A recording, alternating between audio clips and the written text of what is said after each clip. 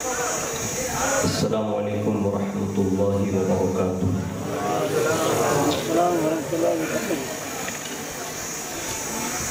نحمده ونصلي ونسلم على رسوله الكريم، اما بعد فاعوذ باللہ من الشیطان الرجیم، بسم اللہ الرحمن الرحیم۔ وَلَقَدْ أَرْسَلْنَا رُسُلًا مِّن قَبْلِكَ وَجَعَلْنَا لَهُمْ أَزْوَاجًا وَذُرِّيَّةً وَقَالَ فَانكِحُوا مَا طَابَ لَكُم مِّنَ النِّسَاءِ صدق الله مولانا العظيم وبلغنا رسوله النبي الأمين المختار الكريم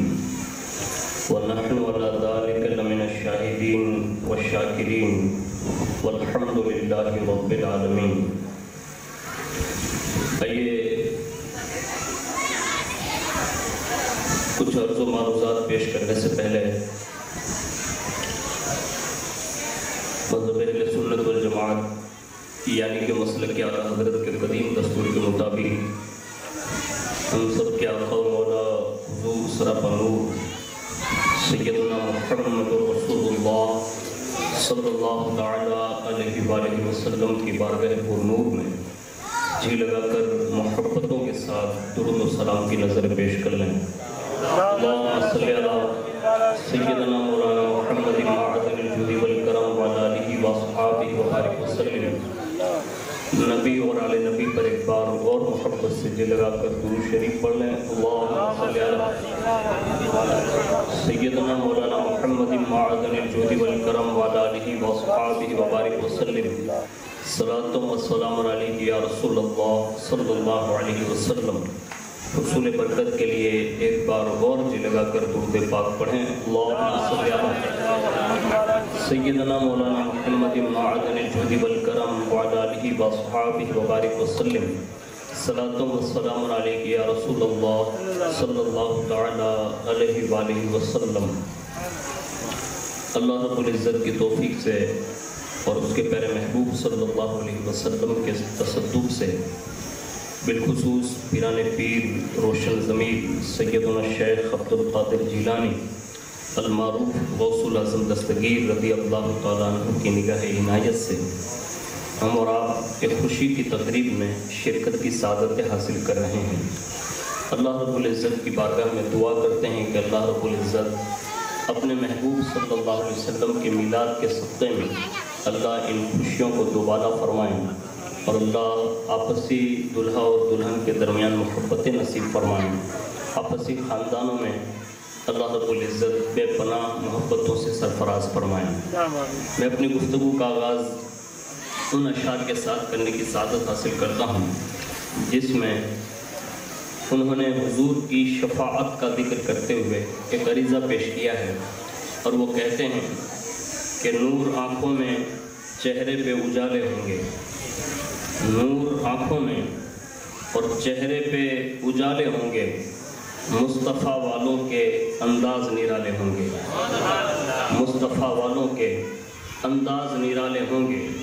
اور حشر میں ان کی شفاعت کے حوالے ہوں گے، حشر میں ان کی شفاعت کے حوالے ہوں گے۔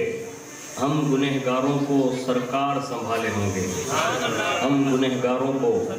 سرکار سنبھالے ہوں گے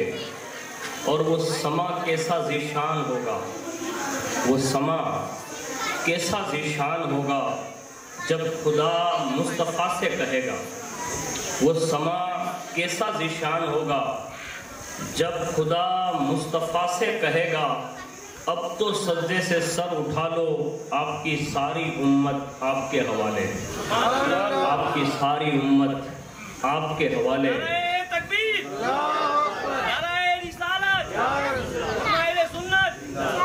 اور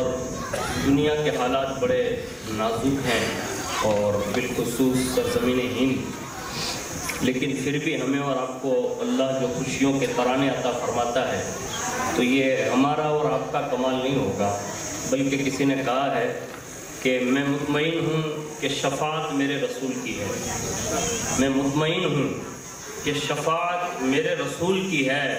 اور رسول میرے ہیں، جنت میرے رسول کی ہے۔ اب آپ اور ہم یہ سوچ رہے ہوں گے کہ آخر ان اشعار کو پیش کرنے کا کیا مقصد ہے ایک خوشی کی تقریب میں؟ تو آپ کو پتہ ہونا چاہیے کہ ایک ماں باپ کے لیے جو بیٹیاں ہوتی ہیں وہ شفاعت کا ذریعہ ہوتی ہے۔ رسول اللہ صلی اللہ علیہ وسلم اس دور میں اس فرش گیتی پر تشریف لائے کہ جس زمانے میں بیٹیوں کو کوئی اہمیت حاصل نہیں تھی، یعنی خاندان میں بیٹی پیدا ہو جانا یہ لوگ معیوب سمجھتے تھے۔ اس دور میں حضور نے آ کر اپنی 4 بیٹیوں کو پروان چڑھا کر ان کی نکاح کی تقریبات انجام دی اور پوری کائنات کے ماں باپ کو یہ پیغام دیا کہ بیٹیوں کو پالنا، پرورش کرنا، اچھی تعلیم دے کر اسے جوانی کی دہلیز کے اوپر پہنچا کر اسے سسرال تک رخصت کرنا یہ میری سنت ہوگی، اور جو بھی میری ان سنتوں کو زندہ کرے گا قیامت کے دن میں مصطفیٰ اس کی شفاعت فرماؤں گا۔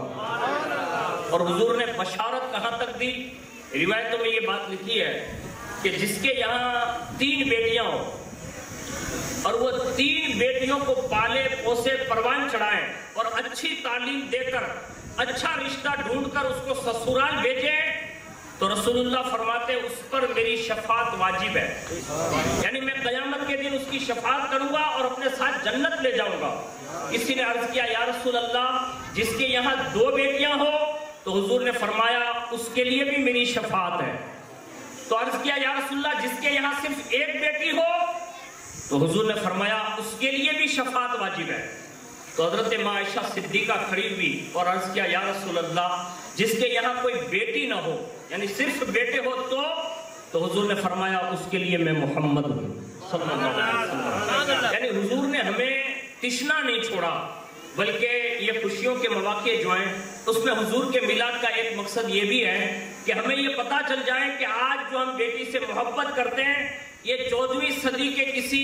عام آدمی نے یہ بات نہیں سکھائی، یہ مصطفیٰ جان رحمت نے صدیوں پہلے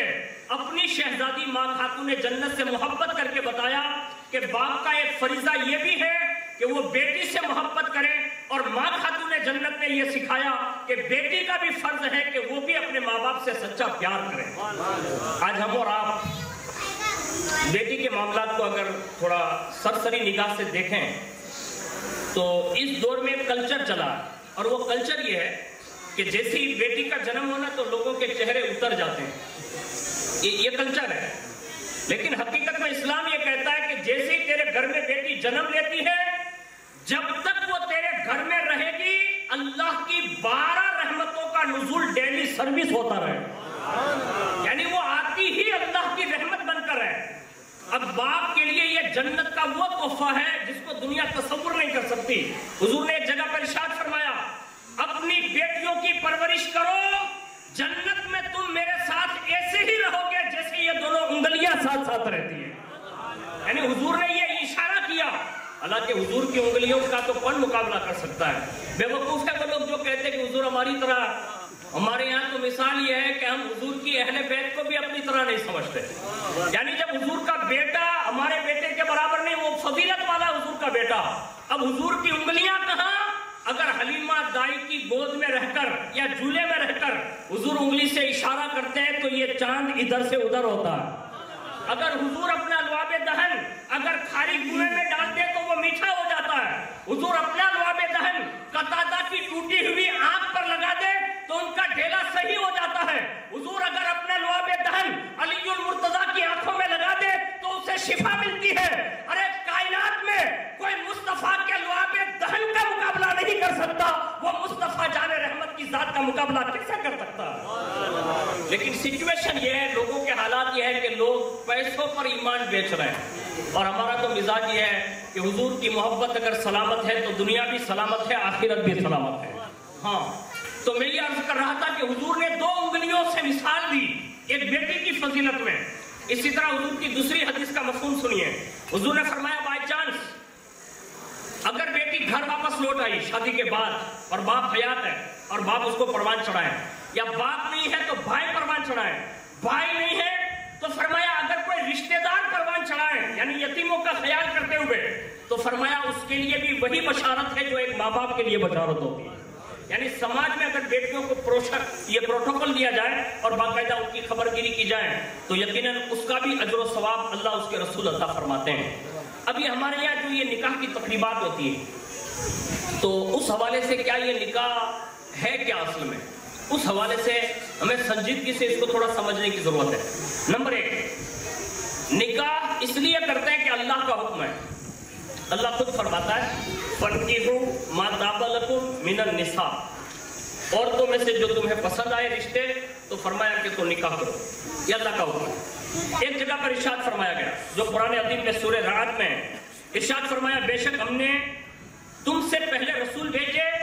ان کے لیے بھی بیویاں اور بچے کیے۔ پتہ یہ چلا یہ نکاح انبیاء کا طریقہ، اور کم و بیش 1,24,000 یا کم و بیش 2,24,000 انبیاء کرام اس فرشے گدی پر تشریف لائے، اور سب سے آخری نبی ہم سب کے آقا محمد رسول اللہ صلی اللہ علیہ وسلم اس فرشے گدی پر تشریف لائے اور حضور نے خود نکاح کیا، اپنی بیٹیوں کے نکاح کروائے۔ پتہ یہ چلا کہ یہ تسلسل حضرت آدم علیہ السلام سے لے کر آج تک یہ نکاح کی تقریبات سجتی آ رہی ہے اور ہوتی آ رہی ہے، اور اس کو اللہ نے حکم دیا، پیغمبروں نے کیا، تو پتہ چلا نکاح کرنا یہ اللہ کے حکم پر عمل کرنا ہے اور انبیاء کی سنت کو زندہ کرنا بھی۔ اور ہمارے یہاں نکاح کرنا کوئی رسم نہیں ہے، اس کو یاد رکھ لیں آپ، ہمارے یہاں نکاح کرنا یہ عبادت ہے۔ فرمایا گیا کہ ایک شادی شدہ اور ایک غیر شادی شدہ یعنی جس کی شادی نہ ہوئی ہو، تو فرمایا جس کی شادی نہیں ہوتی جب تک وہ 1 رکعت پڑھتا ہے تو ثواب 1 ہی رکعت کا ملتا ہے، یعنی 1 رکعت پڑھی، ایسے 2 ہی پڑھی جاتی ہے لیکن عرض کر رہا ہوں مثال جو حضور نے دی، 1 رکعت پڑھے گا تو 1 ہی ثواب، لیکن اگر شادی کے بعد پڑھے گا چاہے وہ مرد ہو یا عورت تو حضور نے فرمایا ایک روایت میں 70 نمازوں کے برابر ثواب، یعنی 70 رکعت 1 کے بدلے، اور ایک روایت میں 82 رکعت کا ثواب، 1 کے بدلے 82 گنا ثواب دے کر ہمیں اور آپ کو نکاح کی ترغیب دلائی گئی۔ اسی جگہ پر حضور نے ایک جگہ پر ارشاد فرمایا 5 چیزوں میں جو جلدی کرنے کا حکم ہے، حضرت حاکم اعظم فرماتے ہیں کہ جلدی کوئی کام کرنا یہ ہے شیطان کا کام، لیکن 5 چیزیں اسلام میں ایسی ہیں جس میں جلدی کرنے کا حکم ہے، اس میں سے ایک چیز یہ حضرت حاکم اعظم فرماتے ہیں کہ اسلام میں یہ جلد کام کرنے والوں میں 5ویں چیز یہ ہے کہ بیٹی یا بیٹا اگر جوان ہو جائے تو اس کا نکاح جلدی سے کرا دو، یعنی اسلام کا یہ حسن ہے جو نکاح کے اندر یہ پوشیدہ ہے۔ اور اسی کے سوا متعدد مرحلوں پر حضور نے نکاح کی ترغیب دلائی، اور وہ ترغیب کیسی دلائی اس کو سنیے۔ ایک جگہ پر ارشاد فرمایا من احب فطرتی فلستن بسنتی من سنت النکاح، فرمایا جو شخص میری فطرت سے محبت کرے یعنی اسلام سے محبت کرے تو فرمایا اس سے چاہیے کہ وہ میری سنت اختیار کرے، اور میری سنت یہ ہے کہ وہ نکاح کرے۔ ایک جگہ پر یہ ارشاد فرمایا، آگے ایک جگہ پر حضور نے ارشاد فرمایا النکاح من سنتی فمن لم یعلم بسنتی فلیس منی، فرمایا نکاح کرنا میری سنت ہے، اور جس نے میری سنت پر عمل نہ کیا تو حضور فرماتے ہیں کہ وہ میری سوسائٹی کا ممبر نہیں ہے۔ آگے ارشاد فرمایا من رغب عن سنتی فلیس منی، جو میری سنت سے منہ پھیرے گا حضور نے فرمایا وہ میری امت میں سے نہیں ہے، یعنی میری سوسائٹی میں سے نہیں ہے، میرے طریقے پر نہیں ہے۔ یعنی یہ چند باتیں حضور نے کہہ کر ہمیں اور آپ کو ترغیب دلائی۔ اب یہ دور کلچر ہے، نکاح تو ضرور ہوتا ہے لیکن نکاح کے ساتھ ہمیں کچھ چیزیں بطور نصیحت، اگر بیٹا ہے تو اسے بھی کر دینی چاہیے اور اگر بیٹی ہے تو اسے بھی کر دینی چاہیے۔ بالعموم ہمارے یہاں کمزوری علم کی ہو گئی کہ ہم کما حق ہو تو اپنے بیٹے اور بیٹیوں کو عالم تو نہیں بنا سکتے، لیکن کم از کم کچھ باتیں ایسی ضرور سکھا دینی چاہیے کہ ان کی زندگی میں کبھی یہ پریشانیوں کا انہیں سامنا نہ کرنا پڑے۔ ایک بزرگ کی 10 نصیحتیں میں آپ کے سامنے شارٹ کٹ میں عرض کر دیتا رہا ہوں، اس کو اگر آپ اور ہم سب اگر یاد نہ رکھ سکے، ذہن میں مفہومی باقی رہیں تو ہم اپنے اولادوں کو پہنچا سکتے ہیں۔ بائی چانس اگر آپ یاد نہ رکھ سکیں تو برکاتی ہاشمی چینل جو یوٹیوب پر ہے آپ اس سے بھی سنا سکتے ہیں اور لوگوں کو بتا سکتے ہیں کہ ایک دلہا کے لیے اور ایک دلہن کے لیے کون سی ایسی چیزیں ضروری ہیں کہ جس کے ذریعے ان کی زندگی خوشگوار گزر سکیں۔ مثال کے طور پر ایک بیٹی کے لیے ایک بزرگ نے اور اس بزرگ کی اہلیہ نے 10 باتیں ارشاد فرمائی اور انہیں بطور نصیحت ارشاد فرمائی۔ اب وہ نصیحت ہم سب کو کرنی چاہیے، لیکن یہ اور بات ہے کہ ابھی تو حالات یہ بنے ہوئے ہیں کہ ابھی تو چھوکرو حالتا ہی کیوں ہے نا تو ماں باپ نے ہمیں آنکھ کوئی تانٹو ہے، یعنی یہ رول بن چکا ہے لیکن کم از کم اگر ہم نے تھوڑی بہت بھی دینی تعلیم سے آراستہ کیا ہوتا نا تو بیٹے آنکھیں نہیں دکھاتے، اس لیے کہ ہم نے تو وہ بیٹے بھی دیکھے ہیں کہ ماں نے صرف رخصت کرتے ہوئے کہا تھا نا کہ بیٹا ہر حال میں سچ بولنا، یہ بیٹے بھی سنے نا کہ بیٹا ہر حال میں سچ بولنا، بس ایک بات ماں نے کہی 60 ڈاکوؤں نے حملہ کر دیا، لیکن پھر بھی وہ جب سامنے ڈاکو کا کوئی آدمی آ کر کہتا ہے تمہارے پاس کچھ ہے تو کہا ہاں میرے پاس 40 اشرفیاں ہیں، تو کہا یہ میرے بغل کے نیچے سلی ہوئی ہے۔ دوسرا آیا اس نے بھی یہی سوال، یہ کے بعد کئی نے سوال کیا، سردار کے پاس گئے، کہا اس میں ایک بچہ ہے جوان، کہا ہاں، کہا وہ تو یہ کہتا ہے کہ اس کے پاس مال ہے، اور ہم نے پوچھا تو وہ نشانی بھی بتا رہے کہ میری بغل میں سلے ہوئے ہیں۔ سردار نے کہا اسے بلا کر ٹرائی تو کرو کہ آخر یہ کون سا دلیر بچہ اور جوان ہے کہ جو ڈاکوؤں کے سامنے بھی سچ بولتا ہے۔ تو جب بلا کر سردار نے پوچھا کہ کہا صاحبزادے چہرے سے تو پتہ لگتا ہے کہ کسی خاندان میں سے عظیم خاندان میں سے تعلق رکھتے ہو، یعنی چہرہ ہی اتنا خوبصورت ہے، تو کہا ہاں، تو کہا بتائیے آپ کو سچ بولنے پر مجبور کس نے کیا؟ حالانکہ آپ جانتے ہیں کہ ہم لوگ ڈاکو ہیں اور ڈاکو لوگوں کا مال لوٹ لیتے، آپ بتا رہے؟ تو جملہ کہا گھر سے نکلا تھا نا تو ماں نے نصیحت کی تھی کہ بیٹا کسی حال میں جھوٹ مت بولنا، اس لیے جھوٹ نہیں بول سکتا، یعنی جنگل میں رہ کر 60 ڈاکوؤں کے نرغے میں ابھی آ کر ہمارے بچے کبھی جھوٹ نہیں بولتے تھے، آج بازاروں میں بیٹھ کر ہم اور آپ جو جھوٹ مطلب لانگ رہے نا تو اس کا نقصان ہوا۔ ہم اپنی بیٹیوں کو بھی یہ نصیحت کریں اور اپنے ساتھ ساتھ بیٹوں کو بھی یہ نصیحت کریں۔ ان میں سے وہ 10 نصیحت میں سے پہلی نصیحت جو انہوں نے اپنی بیٹی کے لیے کی، ارشاد فرمایا پہلی اور دوسری، فرمایا بیٹی شوہر کے ساتھ جب رہنا تو قناعت پسند رہنا، یعنی جو مل جائے اس پر اللہ کا شکر ادا کرتے رہو، ایک نصیحت۔ ساتھ میں فرمایا اس کے ساتھ ایسی زندگی بسر کرنا کہ اس کی ہر جائز بات اچھی طرح سے سننا اور مان لینا، کیونکہ قناعت کرو گی تو دل میں راحت ملے گی، اور اگر شوہر کی بات مان لو گی تو اللہ کی رضا نصیب ہوگی۔ یہ 2 باتوں کی نصیحت کی۔ دوسری دو باتیں یعنی تیسری اور چوتھی، ارشاد فرمایا بیٹی اپنے شوہر کی ناک اور آنکھ کا خیال رکھنا، اس سے ہرگز تیرے اندر کوئی ناپسندیدہ چیز نہ دکھائی دے اور وہ تجھ سے عمدہ خوشبو ہی سونگے، اور فرمایا موجودہ چیزوں میں سے سرما بہترین چیز ہے اور پانی بہترین خوشبو ہے جو محسوس بھی نہیں ہوتی۔ تو یہ 2 نصیحتیں انہوں نے ارشاد فرمائی۔ 5ویں اور 6ٹھی نصیحت ارشاد فرمائی، فرمایا بیٹی اپنے شوہر کے کھانے کے وقت کو مد نظر رکھنا۔ یہ وہ بزرگ تابعی ہیں جو اپنی بیٹی کو اور ان کی اہلیہ نصیحت کر رہی ہے کہ اپنے شوہر کے کھانے کے اوقات کو مد نظر رکھنا اور اس کے آرام اور سکون کا خیال کرنا، کیونکہ بھوک کی شدت آدمی کو غصہ دلا دیتی ہے، بھڑکا دیتی ہے، اور نیند کی خرابی اس سے غصہ دلانے پر ابھارتی ہے۔ جب وقت پر کھانا مل جائے گا سکون سے نیند کرے گا، زندگی میں وہ تم پر کبھی غصہ نہ کرے گا۔ یعنی کتنی بہترین نصیحت ارشاد فرمائی۔ 7ویں اور 8ویں نصیحت ارشاد فرمائی، فرمایا بیٹی اپنے شوہر کے رشتہ داروں کا خاص خیال رکھنا، یعنی ان سے اچھا ربط اور ضبط رکھنا، اور ارشاد فرمایا اپنے اہل و عیال یعنی شوہر اور اپنے بچوں کا خاص ان کو اہمیت دینا، اس سے کمزور نہ سمجھنا، ناتواں نہ سمجھنا، اور ارشاد فرمایا اگر تیرا شوہر مالدار ہے تو اس کے مال کی حفاظت کرنا، اسے فضول خرچی میں اڑا نہ دینا، اور حسن تقدیر کے ساتھ رہنا، اور فرمایا رشتہ داروں اور گھر والوں کا خیال رکھنا یہ حسن تدبیر میں سے بھی ہے اور حسن تقدیر میں سے بھی ہے، یعنی یہی تقدیر اور تقدیر کا فیصلہ ہے۔ آگے ارشاد فرمایا بیٹی 9ویں اور 10ویں نصیحت اپنی چادر میں گاٹھ سے باندھ لے، ارشاد فرمایا کہا اپنے شوہر کے رازوں کو کبھی فاش مت کرنا۔ یہ جملہ تھا آج ہمارے یہاں عموماً جو جھگڑے کے اصول بنتے ہیں نا، یعنی حالات بنتے ہیں،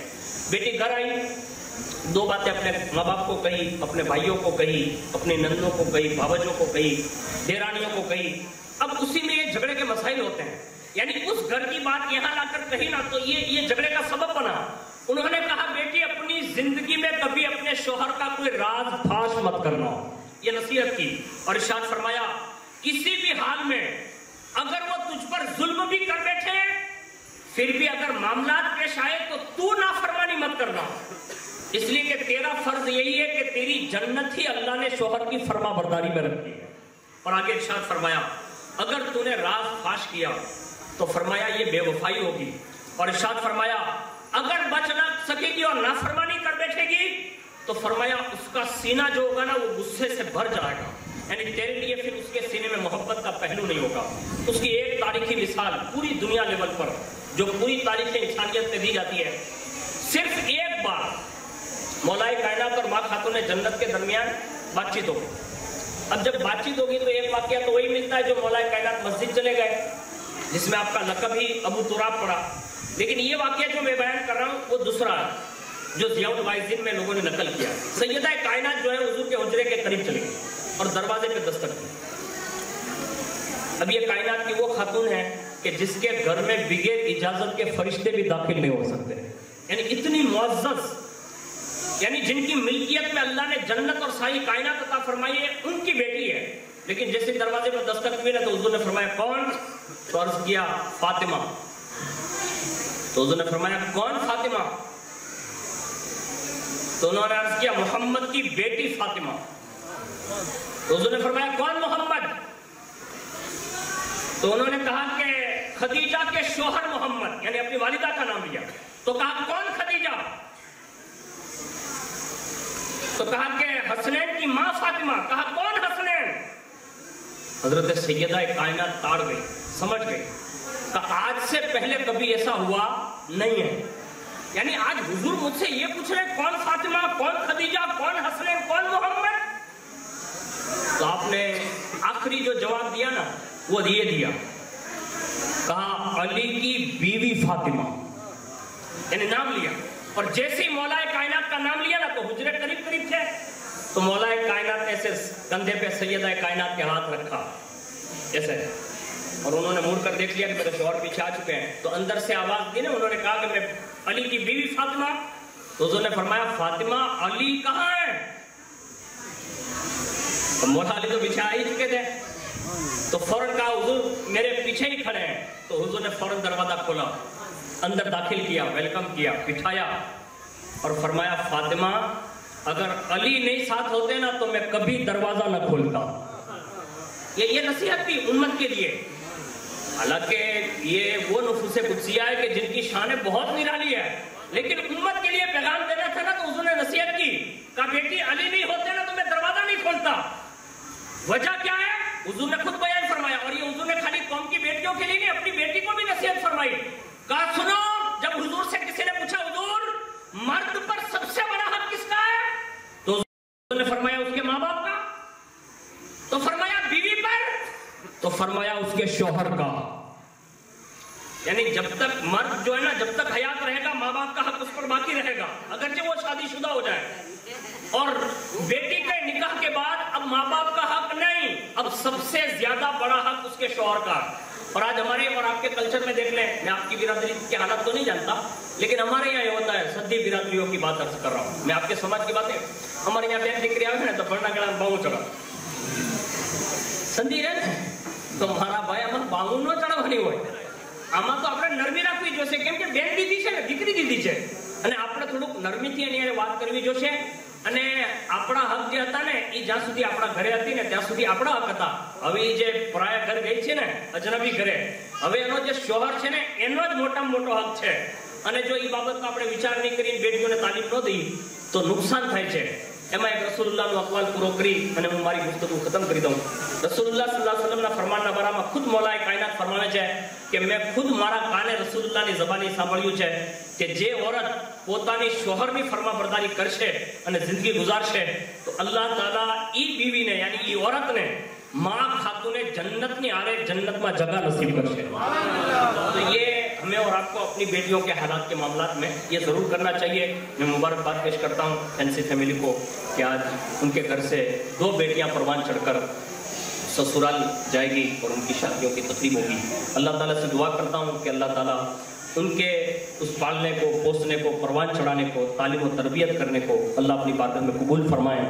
और हमारी उन दोनों बहनों को ज़िंदगी भर अल्लाह खुशियाँ नसीब फरमाए। बार बार अल्लाह रब्बुल इज़्ज़त उन्हें हज व उम्रा की सादतों से सरफराज फरमाए। आमीन बिरहमतिका या अरहमर राहिमीन।